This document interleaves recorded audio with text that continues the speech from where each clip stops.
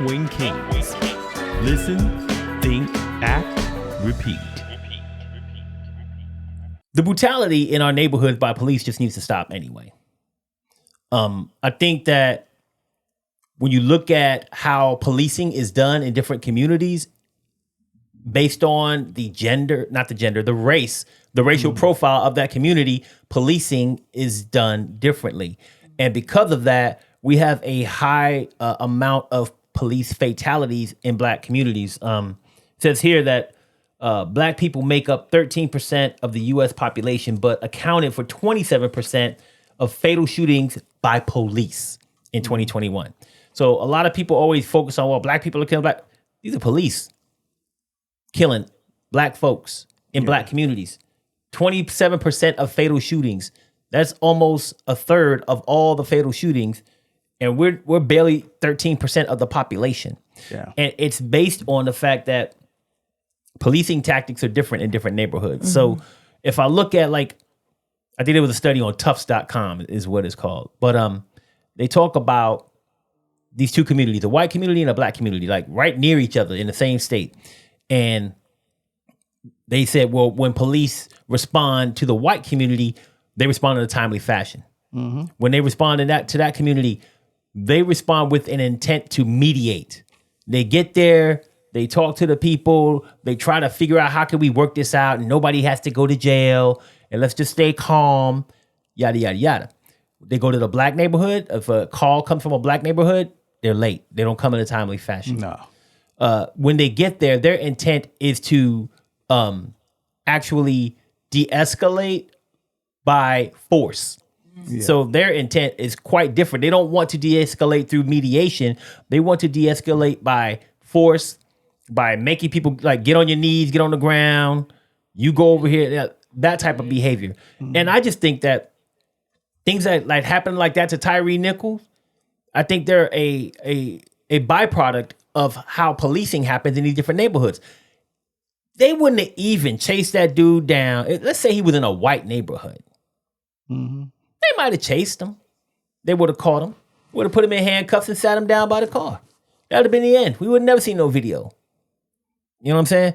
But these cops live in this community. To your point, they know the shot callers.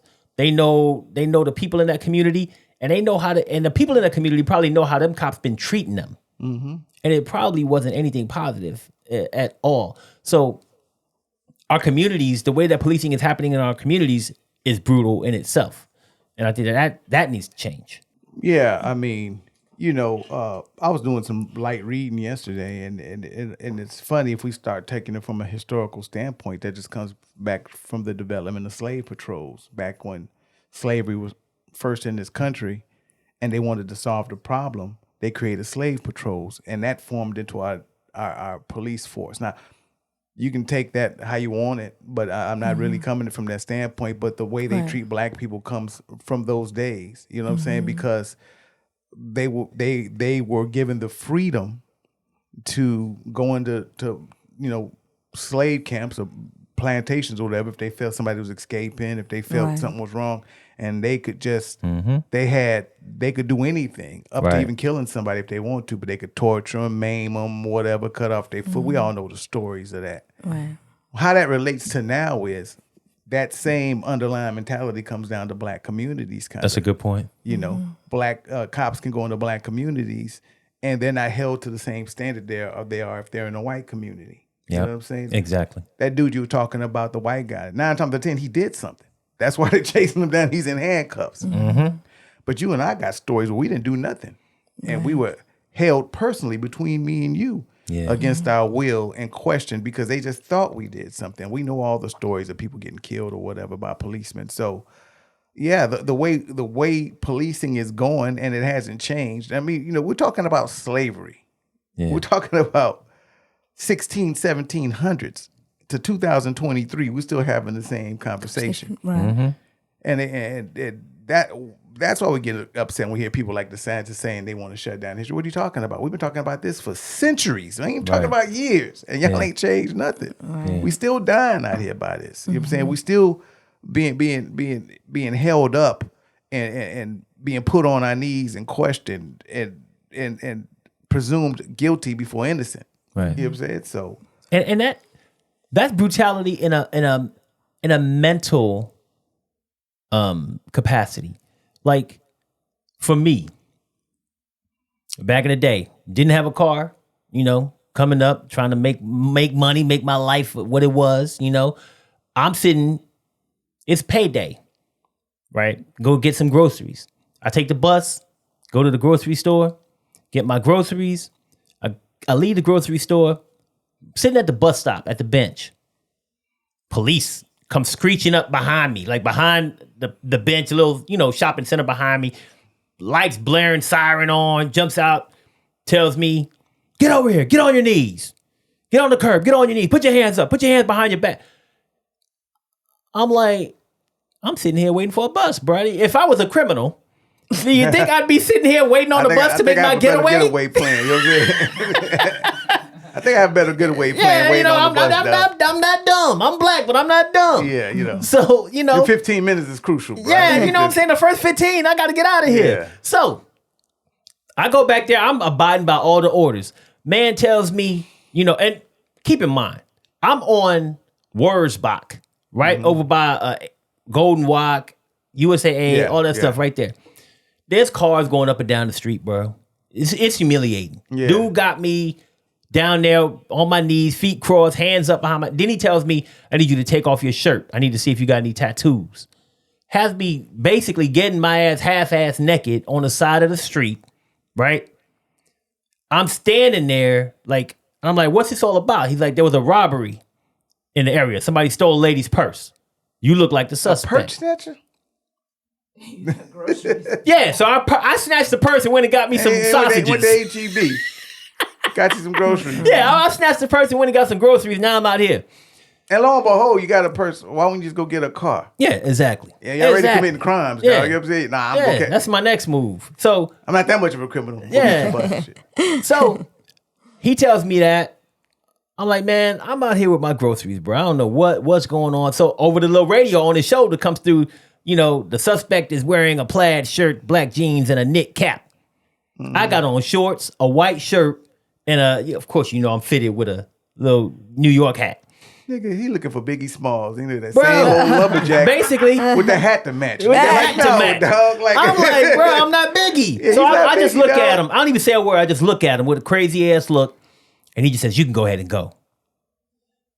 And at the end of the day, did I get physically assaulted? No, but the mental, I still think about that today. Your civil rights got violated. You know what I'm saying? Yeah, shit. So I'm like, bro, things happen in our neighborhoods, and y'all know that neighborhood over there.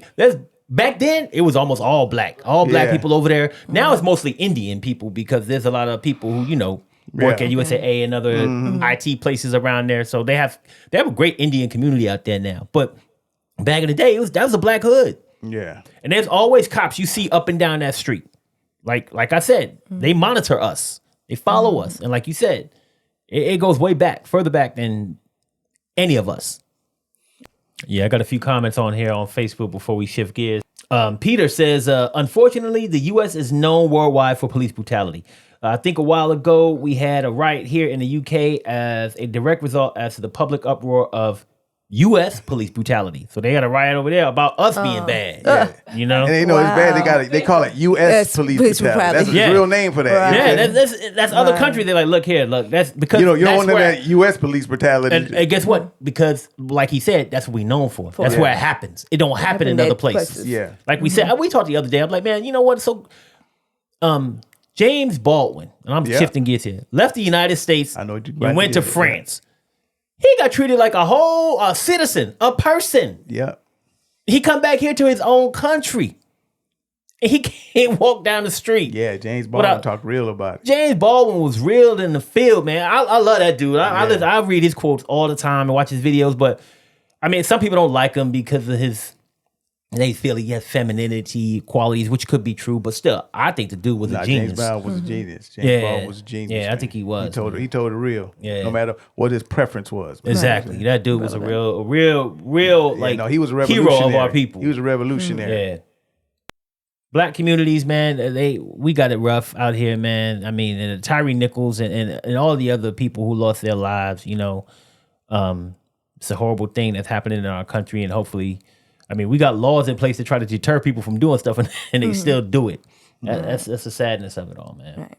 But just shout out to the good police officers. I don't want people to think that we think police officers are bad, because that's the first thing people go to. Well, you don't.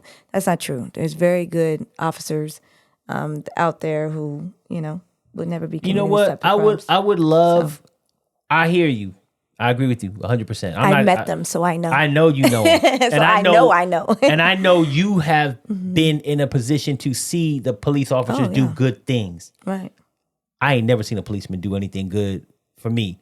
I've heard on the news of policemen doing good stuff for people. I even know one, Alvin, Terry Rhoden's brother, who is, I've seen his stories on Facebook about stuff and interactions that he's had with kids and done good things with them. I know, what's his name was a policeman. Can't remember. But I've never had a policeman do something nice for me. When I'm there. When I'm involved, I've never had that happen in my life. I've never been subject to it. Never been a good thing. I know it happens. Coming around. Yeah, with me, and it's not because I did anything bad. Yeah, it just could be just because, right? But I hear you, and I agree with you. I'm just saying, I wish that I would be able to see more police doing good things in my life.